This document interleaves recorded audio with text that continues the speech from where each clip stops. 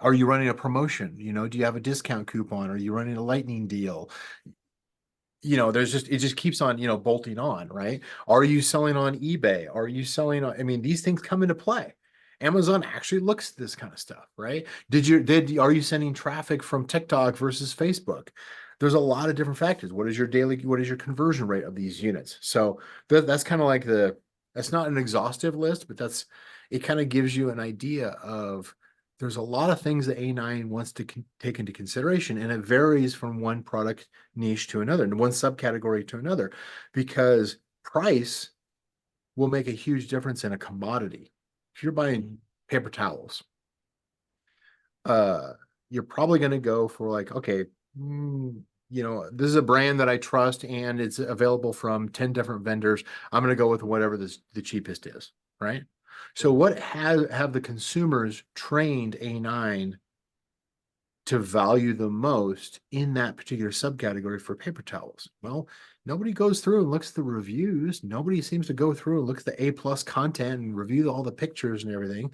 They don't care about the ratings because they already have trust in that brand. They're simply like, who's the low price leader? Okay, price has 20% weight in the algorithm. That's going to have the number one heaviest weight as far as how we sort products in the search rank, in the search results. But then you go over to something like a luxury watch, and the consumers are training A9 that, well, everybody who buys seems like they go through and they look at all the reviews. And so the ratings seem to matter and the review quantity matters. How much time on page matters because they're looking at the images and they're looking at the reviews and everything. Price doesn't seem to come into play. And so price becomes a 5% impact in that subcategory, but ratings become a 20% impact, right?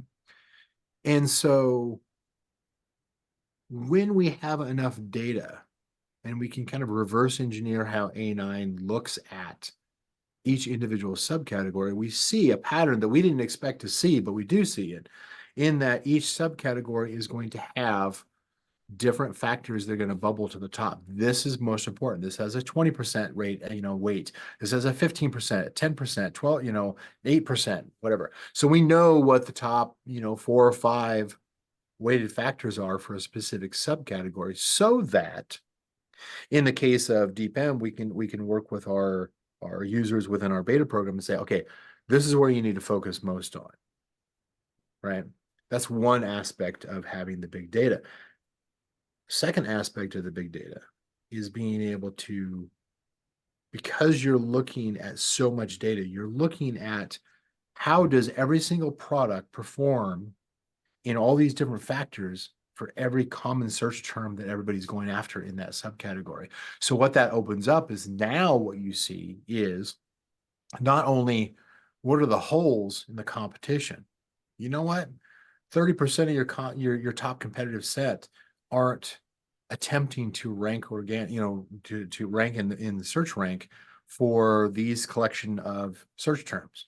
In other words, there's a lot less resistance for you to organically rank on these search terms because your competition's kind of leaving that open. They're not focused on it. So that becomes an opportunity for you to go after. Now, not all your products qualify. Not all your products have enough quality in each of these factors that matter to this subcategory in order for you to rank on page 1, let alone top 5 for these search terms. But if you look at enough of the data, we can identify what is, look, you've got these 3 products and you've got these 10 search terms. These are all opportunities. They match up and your competition is weak on those. Go after those. These are easy wins, relatively easy win. We're talking like 2 or 3 month, moving from page 3 to page 1 to top 5, within 3 months kind of approach, right? That's the general idea. So we can see that.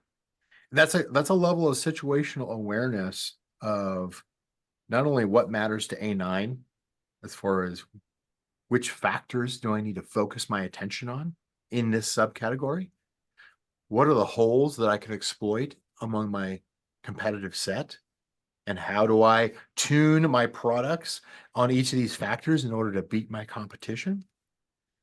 And then the one thing that I added on was like, well, to really have this situational awareness, it can't be just a snapshot projection. It needs to be ongoing every week. So now one of the things we do is we pull in data every single week and reanalyze it and say, okay, what's changed? Well, three of your top 20 competitors, got a hold of Chat GPT and they optimized their title and now it's pretty and it reads well. And that gives them a 1% bump, improvement on that factor. So now you've got a 3% disadvantage to your top three competitors on title, but so you can work on focusing on that, or you can go and say, you know what, you've got much better chance of improving your bullet points, let's say, or your sales velocity, or your, getting rid of 1-star reviews, or some other factor that is important to A9 for that subcategory. You could outweigh it. You can overcompensate somewhere else in those factors and make up for that lost ground so that you always have a higher average, scorecard, if you will, compared to your competition. And that's something that we continue to evolve and learn from and start adding in things like seasonality and prohibited word lists. And, there's a lot of other factors, reevaluating conversion rates and these kinds of things. So there's a lot of other performance factors that we're taking a look at. Oh, I was going to say one of the things that I like, I had this idea. It's like, wait a minute, like if we can figure this out, if we can figure out which collection of search terms can move from, like, say, a page 3 to a page 1, maybe top 5, maybe even number 1, right? If we get enough of those search terms in the same subcategory, how many units is that going to move? And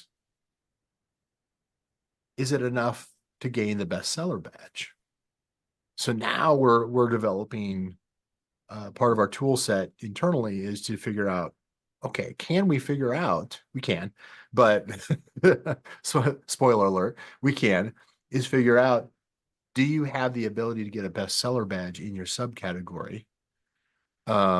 Simply by identifying a collection of opportunity search terms that you can rank much better for, and therefore jump your, essentially increase your sales velocity with a certain amount of advertising, but ultimately it's going to be on targets that actually stick the landing, because you're also, not only because it wants to be there, it wants to rank for that search term, but also because you've improved the other important factors that A9 cares about for that subcategory, so that once you get there, you actually stay there.